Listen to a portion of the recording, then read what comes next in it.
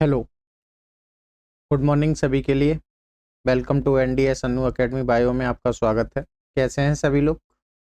आशा करता हूं कि आप और आपका परिवार बहुत ही कुशल मंगल होगा, अपना और अपने परिवार का ख्याल रख रहे होंगे। तो चलो हम टॉपिक की तरफ चलते हैं। आज का टॉपिक है हमारा थर्मोडायनामिक्स। थर्मोडायनामिक्स वैसे टॉपिक लेक्चर तो बहुत छोटा सा है, लेकिन ये काम का काफ़ी है। बहुत सारे एग्जामों में ये आ जाता है, चाहे नीट हो या डिफरेंट टाइप के और भी एग्जाम हो, उन सभी में ये क्या है, बहुत ही काम का है। तो सब्सक्राइब कर लो जो नए लोग हैं और आगे बढ़ो। टॉपिक की तरफ चलते हैं। थर्मोडायनामिक्स होता क्या है उस पर बात करते हैं। थर्मोडायनामिक्स एक साइंटिस्ट ने एनर्जी के बारे में दिया था। उसने ये बताया था जो एनर्जी है वो किस तरीके से काम करती है, क्योंकि ऊर्जा कभी ना तो उत्पन्न होती है और ना कभी खत्म होती है। ऊर्जा केवल एक रूप से दूसरे रूप में परिवर्तित हो जाती है, एनर्जी। इसी तरीके से उन्होंने रूल दिया, उनमें 3 रूल दिए थे। तीनों रूलों पे बात करते हैं एक एक करके। पहला लॉ ये है, पहला फर्स्ट लॉ थर्मोडायनामिक्स ये कहता है, थर्मोडायनामिक्स इस प्रकार के रूल है जिसे क्या है, जैसे ही कंजर्वेशन एनर्जी भी कहा जाता है। इसी रूल में थर्मोडायनामिक्स फर्स्ट को ही क्या कहा जाता है, कंजर्वेशन एनर्जी भी कहा जाता है। इस नियम में केवल यही बताया था उन्होंने कि ऊर्जा ना तो उत्पन्न की जा सकती है और ना उसे नष्ट किया जा सकता है। ऊर्जा केवल एक रूप से दूसरे रूप में क्या है, परिवर्तित हो जाती है। जैसे यहाँ से एनर्जी क्या हो रही है, यहाँ से इसमें ट्रांसफर हो रही है। और इसी तरीके से बहुत सारी चीजें, जैसे पानी, वाटर है, H2O क्या कर रहा है, पहले नंबर वो 3 अवस्थाओं में होता है, सॉलिड, लिक्विड और गैस। अगर सॉलिड को ठंडा करेंगे तो वो किस में आ जाएगा, लिक्विड में। लिक्विड को गर्म करेंगे तो वो किस में आ जाएगा, भाप में। भाप को ठंडा करेंगे फिर वो लिक्विड में। तो एनर्जी सेम उसी तरीके से काम करती है। तो इसमें ये दिखाया गया है, पहले बिफोर एनर्जी फिर आफ्टर, इस तरीके की एनर्जी हो गई। तो एनर्जी केवल एक रूप से दूसरे रूप में परिवर्तित हो जाती है। थर्मोडायनामिक्स फर्स्ट लॉ केवल इतना कहता है। सेकेंड लॉ ऑफ थर्मोडायनामिक्स की बात करें हम, तो फर्स्ट लॉ थर्मोडायनामिक्स में एक चीज और देख लेते हैं, इसके एग्जांपल। जैसे जब कभी कई इसमें कई चीजें आ जाती हैं, जैसे जब कभी किसी प्रकार की जो ऊर्जा नष्ट होती है, क्या है, ऊर्जा जब नष्ट होती है तो उसकी तुल्य मात्रा की दूसरी प्रकार की ऊर्जा क्या है, उत्पन्न हो जाती है। जो एनर्जी में ट्रांसफर हो रही थी उसमें कुछ तुल्य मात्रा की ऊर्जा क्या है, दूसरे रूप में ट्रांसफर हो जाती है। जब किसी तापक की विद्युत धारा प्रभावित की जाती है, तापक मतलब टेम्परेचर, गर्माहट, उसकी जो विद्युत धारा होती है उसे प्रभावित किया जाता है तो गर्म हो जाता है। लाइट देखा है, लाइट पे अगर लाइट लंबे समय तक लाइट चलती रहे वायरों में तो वायर देखिए गर्म हो जाती है। तो वही चीज बता रहा है यहाँ पे, जब किसी तापक की विद्युत धारा में कंटिन्यूअस क्या है, प्रवाह चलती रहे तो गर्म हो जाती है। यह विद्युत ऊर्जा में परिवर्तित हो जाती है। एनर्जी तो ट्रांसफर हो रही है लेकिन उसमें कुछ एनर्जी क्या है, फ्री हो रही है, कुछ तुल्य मात्रा की। लेकिन इस रूल में क्या है, यह रूल यह नहीं बताता कि किस सीमा तक एनर्जी एक रूप से दूसरे रूप में ट्रांसफर होगी।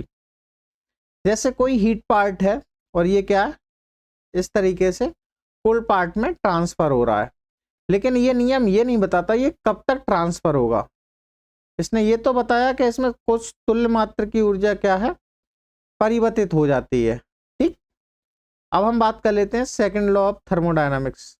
सेकंड लॉ ऑफ थर्मोडायनामिक्स का जो मैन है वो क्या होता है, हाई लेवल से लो लेवल की तरफ भागता है। ये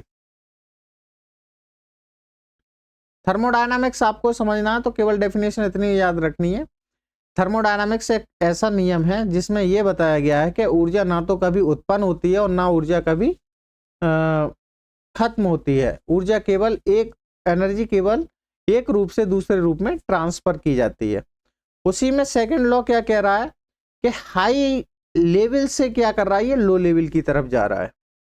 जैसे ये आपको दिख रहा है, ये हॉट, काफी हीट हो चुका है और उसके बाद ये कहाँ है, एनर्जी यहाँ से क्या है, ट्रांसफर हो रही है। ये कौन सी लेवल है, ये हाई लेवल है, और ये क्या है, लो लेवल है।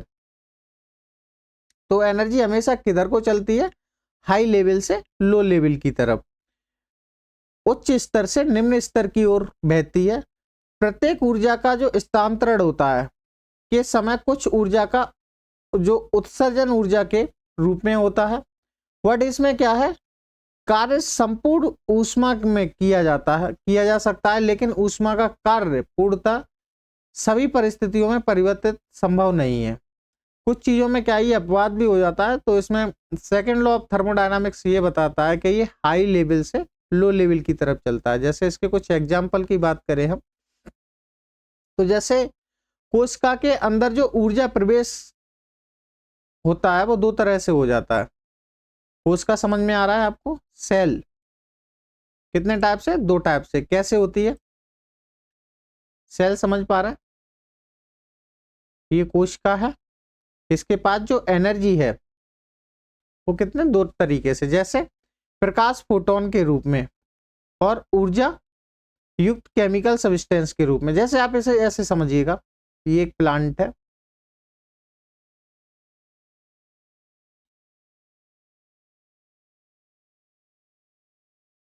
इसमें क्या है, ये सन है, सन से क्या आ रहा है, फोटोन ही तो आ रहा है। और प्लांट किससे बना है, ये सेलों से मिलके बना है। तो ये फोटोन को किसमें, केमिकल में चेंज कर रहा है। तो एनर्जी इस तरीके से क्या है, एक रूप से दूसरे रूप में, पूरी खेल ही इसी का है, रिएक्शन एनर्जी का।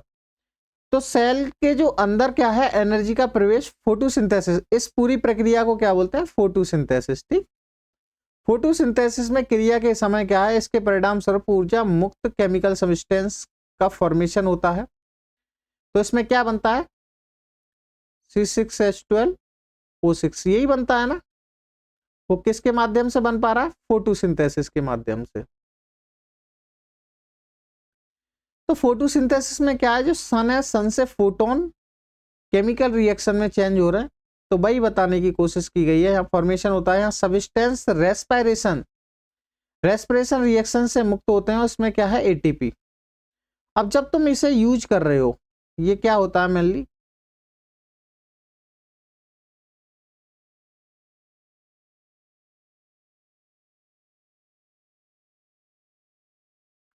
इसे ऐसे समझिएगा,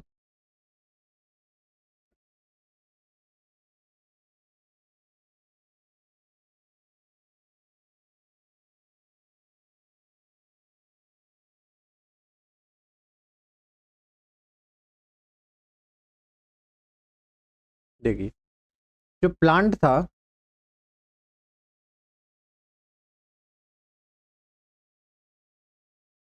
एक प्लांट है,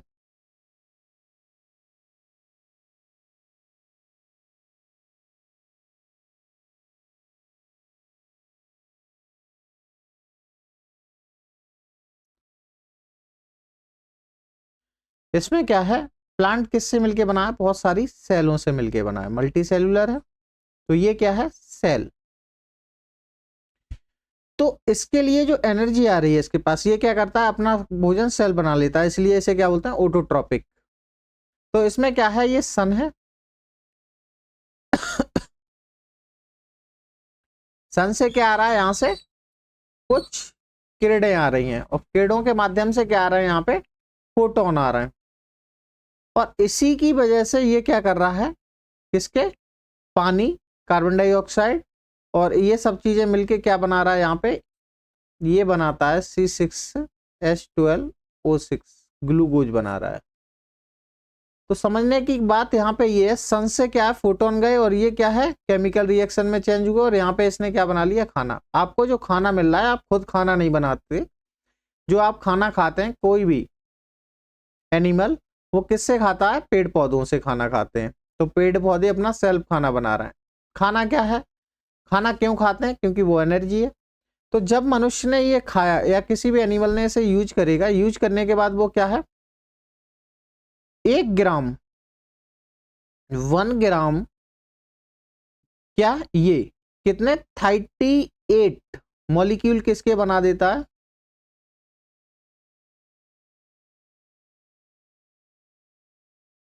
38 मॉलिक्यूल किसके बनते हैं, एटीपी के, और फिर ये किस में ट्रांसफर हो जाती है, एडीपी में, और फिर ये एएमपी में। तो इस तरीके से एनर्जी क्या है, एक चेंज हो रही है, और ये किस में काम आ रही है, रेस्पायरेशन में। तो ऊर्जा ना तो कभी उत्पन्न होती है और ना कभी खत्म होती है। सेकंड लॉ क्या कहता है, एनर्जी हमेशा क्या है, हाई लेवल से किसकी तरफ चलती है, निम्न लेवल की तरफ चलती है। तो ये चीज इसमें बताई गई है। एटीपी के इसमें यही बताया गया है, क्या कर रहा है ये, सब्सटेंस रेस्पायरेशन रिएक्शन में मुक्त होती है और एटीपी के रूप में संचित कर ली जाती है, और कोश का अंदर प्रवाह एटीपी के रूप में होता है। इसीलिए इसे एटीपी बायो रिएक्शन जो करेंसी ऑफ लाइफ भी कह सकते हैं, प्रोसेस भी कहा जाता है।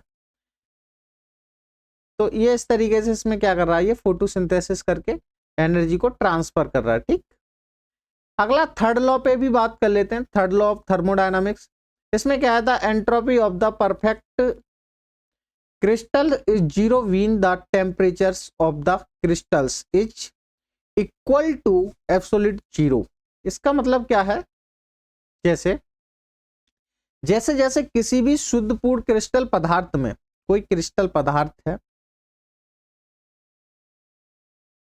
तापमान क्या है उसका, zero, temperature zero, kelvin kelvin है या कितना है 273.15 नेगेटिव है, या माइनस क्या है, इतना है डिग्री सेल्सियस करीब पहुंचता है, तो उसकी एंट्रोपी अवस्था में क्या होता है, शून्य उससे एक स्थिर न्यूनतम मापन की ओर अग्रसर होती है। और यह मापक क्या करता है, एंट्रोपी की एक निरपेक्ष पैमाना स्थापित कर देता है, और इससे यह बताता है कि इसका जो परम शून्य ताप था वो एक स्केल से क्या है, नाप रहा है, तब ये उसका जो परम ताप तक पहुंचना असंभव है। जैसे यहाँ पे आप देख पा रहे हैं, इसमें क्या है, ये कुछ इस तरीके से है, यहाँ आपको नहीं दिख रहा होगा,